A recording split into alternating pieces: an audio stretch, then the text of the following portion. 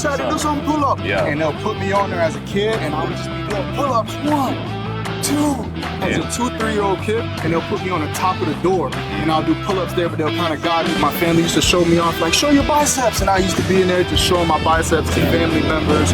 But I've been doing this my whole life. Yo, Miami has been crazy. We've interviewed so many people from different walks of life that are crushing the fitness game, got great physique, out here being healthy, happy, and just living their life. And right now, we got my brother, Shad, and he's gonna be giving you guys a little bit of his story and what helped him accomplish this.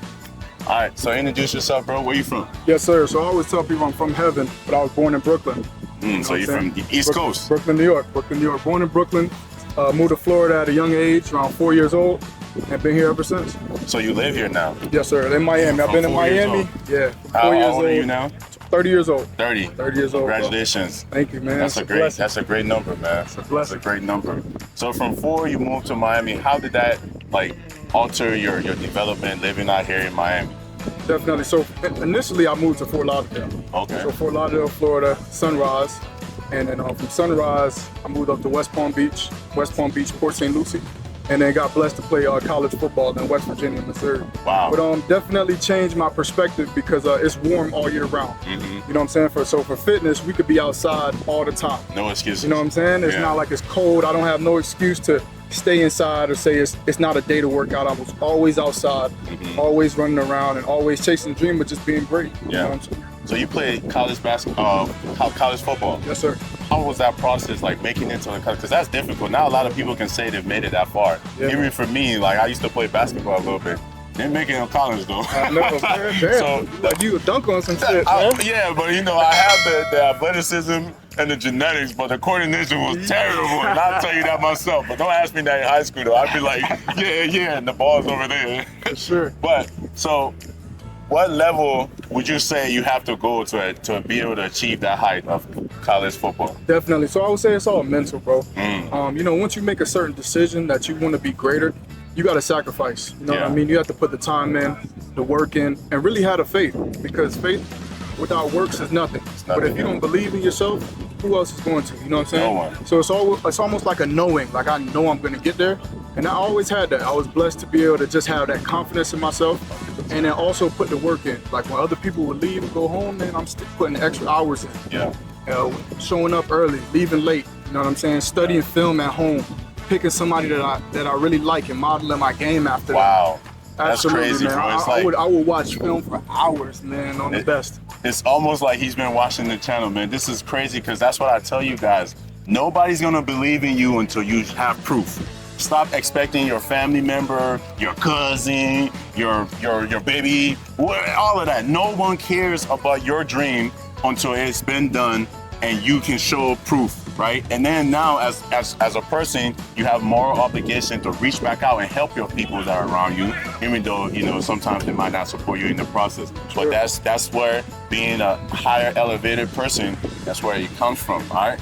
So I love the fitness community because it seems like we all have this tweak that has just been fine-tuned to just go and get what we want out of life. And as you guys can hear from this brother, he had to put in the work. He didn't skip the work. He didn't shy from it. He was grinding. He made it all the way to college.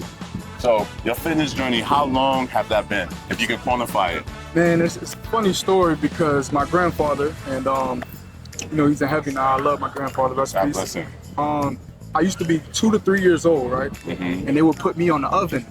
And you know how the oven has bars? Yeah. And they would be like, Shadi, because we're Jamaican. Yeah. Shadi, do some Jamaican. Yeah, Jamaican. Okay. So Shadi, do some pull-ups. Yeah. And they'll put me on there as a kid, and I would just be doing pull-ups, 1, 2, 3. As a 2-year-old kid. As a 2, 3-year-old kid.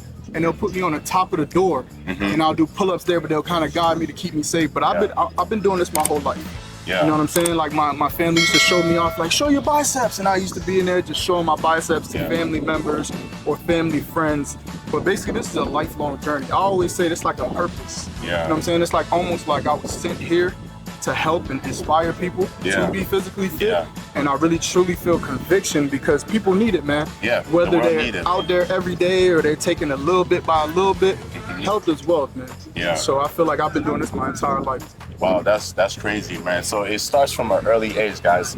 Get your kids into fitness and just bolster that environment and that mentality, because life is gonna throw them a lot of obstacles. But when they've been training and preparing their body and their mind, mentally and physically, it's gonna aid them in the process of breaking through those barriers and pushing through. And as you guys can hear, my brother, he's out here inspiring other people from a young age when his grandfather inspired him. Wow, so that's good, man. So you touched on a little bit how you're here to inspire and help people. So what do? You're a trainer? So right now, I finished up my football career. I was playing in Missouri. Okay. Got blessed to try out for the Kansas City Chiefs in 2019. Wow. 2020 COVID happened and kind of cleared out my pro day because we couldn't have that many athletes in the facility at one time. Okay. So from there, I'm like, what do you want me to do, God? Like, what is it that you want me to do? And I just felt conviction and purpose to just continue to inspire physically. Yeah. Maybe if I'm not in the jersey or in pads or a helmet, I can still put that energy out there and shine that light. Yeah. So now I'm starting off my fitness career as far as training people, developing others, and just going full throttle with my passion. At first, I had to create a foundation of how am I going to make funds come in and make income off of this. Yeah. And I just felt like, just go for it. Just go for it all. And that's crazy. Releasing a course coming soon, probably within the next 7 days. We're going to release a course, a program where I can reach people worldwide and globally, and just broaden my network and inspire all over the world. That way, it just doesn't have to be here in the city of Miami. We can touch people everywhere. So. Yo, guys, that's crazy, man. So, literally made it all the way up to trying out for a professional NFL team. Not a lot of people can say they've gotten close to that. One right here. So it takes a lot of work, a lot of dedication, and a lot of experience. So his story is going to be profound in that whole process. So that's good, man. Congratulations on your course that you got coming up. As far as your fitness journey now, what has been the most insightful things you've learned from it? I would say the nutritional part, bro. Yeah. To be honest, man, if you put in work working out, and you go home and don't eat to compensate that workout, it's just gonna be a constant balance like this. You're gonna see results when you leave the gym, you eat bad, your results gonna go away. Yeah. So to be able to be disciplined enough to be like, damn, man, I don't want that Ben and Jerry's half-baked tonight. And just to compensate something else, whether that be a protein bar or, cutting calories and carbs with rice and mixing greens in instead. The nutritional side is so important because we all have desires, you know what I'm saying? We all want what we want, but to be disciplined enough and sacrifice and be like, you know what, I'm gonna hold off from this for the betterment of my journey and my fitness journey. That's been, I would say, one of my most challenging parts of this journey. Yeah, you definitely gotta have that willpower to refrain from those food that are gonna take you back and actually use the food. And the gym, like you said, the gym is to break you down. Your recovery and nutrition is what's gonna build you up. So what is your nutrition like?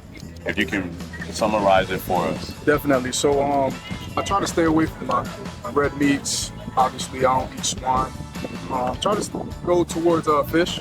Like more like a pescatarian vibe. Greens. In the mornings, I'll eat like egg whites, oatmeal, things of that nature. Daytime, I'll eat like greens, sweet potato. Some salmon. I love salmon. Good carbs. Good carbs, clean protein. Avocado, some good fats. Good fats. You know what I'm saying?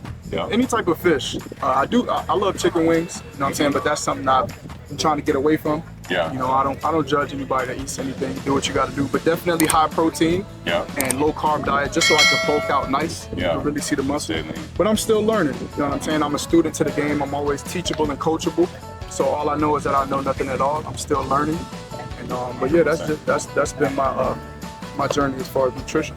Yo, the humanities from this brother is like profound, and I can feel it. At the age of 30, he's still telling you guys he's a student to the game, and that just goes to show you, like, the moment you limit yourself and think you know everything, that's when you stop learning, and that's when you start climbing. All right, guys, you gotta keep learning. You gotta keep elevating and moving forward. And the only way is to open up your eyes and your ears to take in new information. And it might not be the full information that you want, but there's some key factors from there that you can take and add on to yourself and make it a little bit better, and then leave the rest. All right.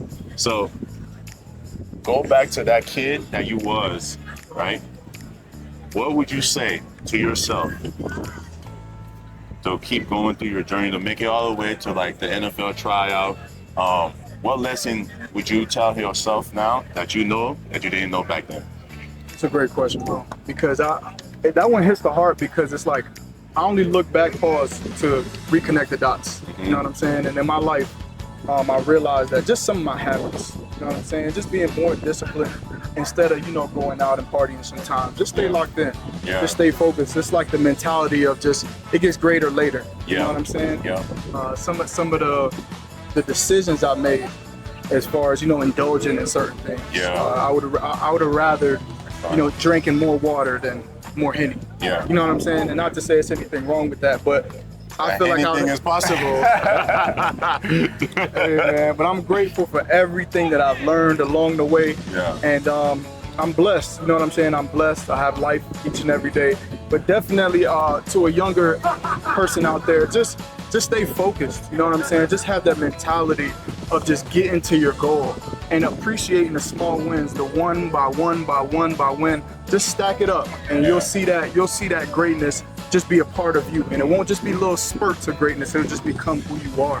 You know what I'm saying? So those are little lessons that I wish that I knew earlier on. But I pay it forward to the individuals that's coming up now, be able to just learn from my story and help them out. So it's a blessing.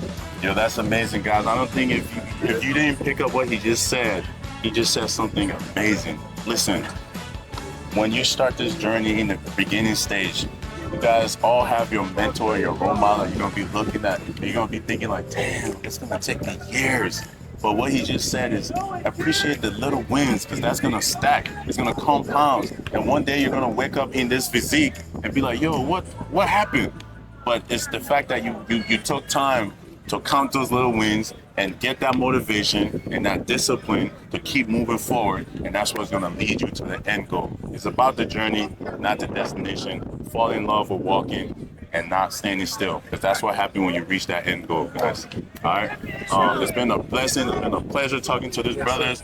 Thank you so much for taking the time and coming out here. And your story, I can already tell, is going to inspire a lot of people, brother. Bro, thank you for having me. It's an honor, man. It's a blessing, and we give all the glory to God, man. Keep going, bro. Whoever's watching this, man, keep going.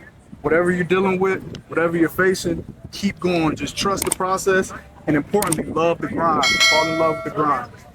And with that being said, we're out.